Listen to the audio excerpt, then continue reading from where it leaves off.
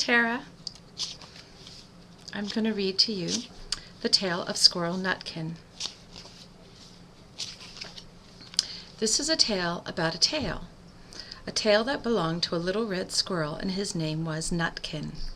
He had a brother called Twinkleberry and a great many cousins.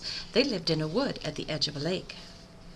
In the middle of the lake there was an island covered with trees and nut bushes, and amongst those tall trees stands a hollow oak tree, which is the house of an owl called Old Brown.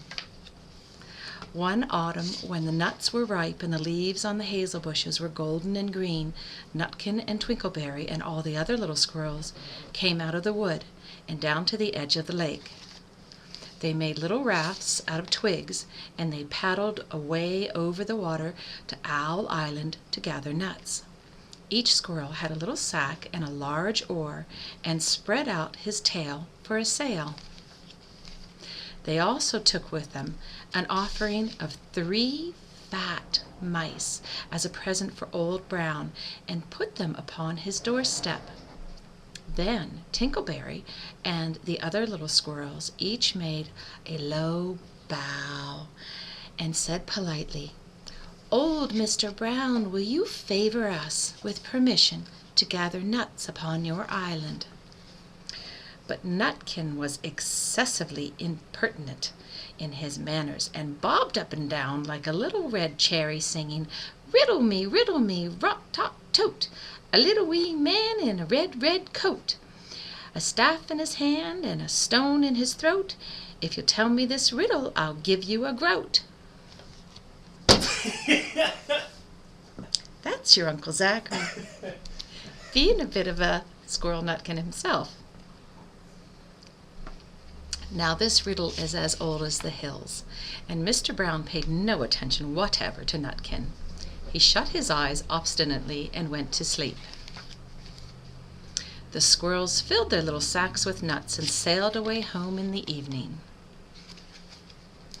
But next morning they all came back again to Owl Island, and Twinkleberry and the others brought a fine fat mole and laid it on the stone in front of Old Brown's doorway, and said, "Mr. Brown, will you favor us with your gracious permission to gather some more nuts?"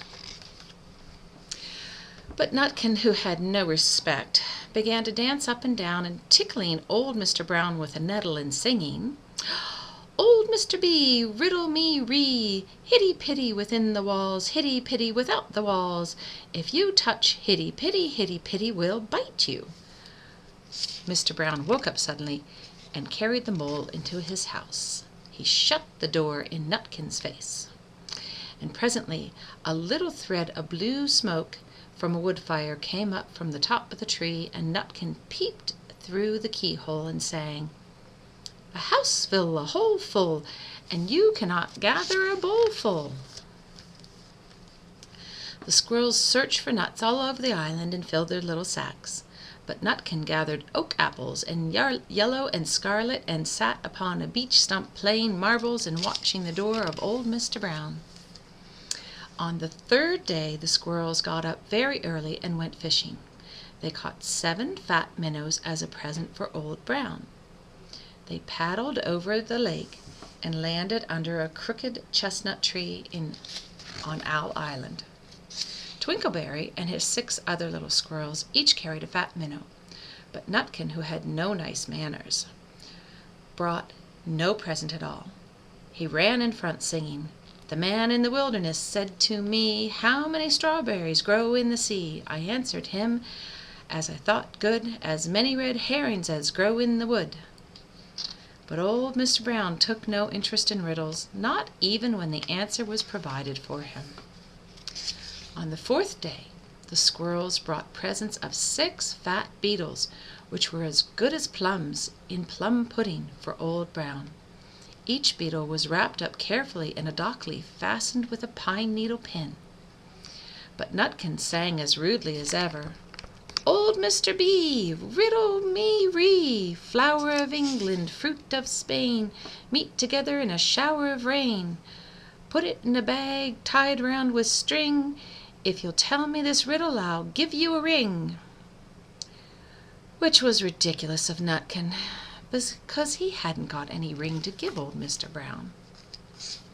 The other squirrels hunted up and down the nut bushes, but Nutkin gathered robin pincushions off a briar bush and stuck them full of pine needle pins. On the 5th day the squirrels brought a present of wild honey, and it was so sweet and sticky that they licked their fingers as they put it down upon the stone. They had stolen it out of a bumblebee's nest in the tippity-top of the hill. But Nutkin skipped up and down singing, "Hum-a-bum, buzz, buzz, hum-a-bum, buzz. As I went over Tipple-time, I met a flock of bonny swine, some yellow-nacked, some yellow-backed, and they were very bonniest swine that ever went over Tipple-time."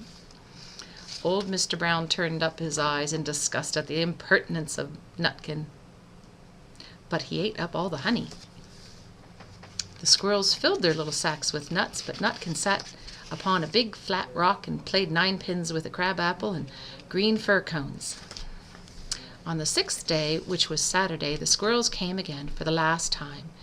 They brought a new laid egg in a little rush basket as a last parting present for Old Brown. But Nutkin ran in front, laughing and shouting, "Humpty Dumpty lies on the beck, with a white counterpane around his neck. 40 doctors and 40 waits cannot put Humpty Dumpty to rights." Now old Mr. Brown took an interest in eggs. He opened one eye and shut it again, but still he did not speak. Nutkin became more and more impertinent. "Old Mr. B! Old Mr. B! Hickamore, Hickamore on the king's kitchen door. All the king's horses and all the king's men couldn't drive Hickamore, Hickamore off the king's kitchen door." Nutkin danced up and down like a sunbeam. But still Old Brown said nothing at all. Nutkin began again. "Arthur O'Bower broke his band. He comes roaring up the land. The King of Scots with all his power cannot turn Arthur of the Bower." Nutkin made a whirring noise to sound like the wind, and he took a running jump right onto the head of Old Brown. Oh my! And then all at once there was a flutterment and a scuttlement and a loud squeak, and the other squirrels scuttered away into the bushes.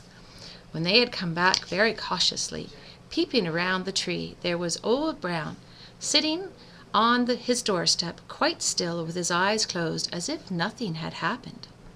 But Nutkin was in his waistcoat pocket. This looks like the end of the story, but it isn't. Old Brown carried Nutkin into his house and held him up by the tail, intending to skin him, but Nutkin pulled so very hard that his tail broke in two, and he dashed up the staircase and escaped out of the attic window. And to this day, if you meet Nutkin up a tree and ask him a riddle, he will throw sticks at you and stamp his feet and scold and shout, "Cuck, cuck, cuck, cuck, cuck, cuck." The end. And there is Squirrel Nutkin without any tail.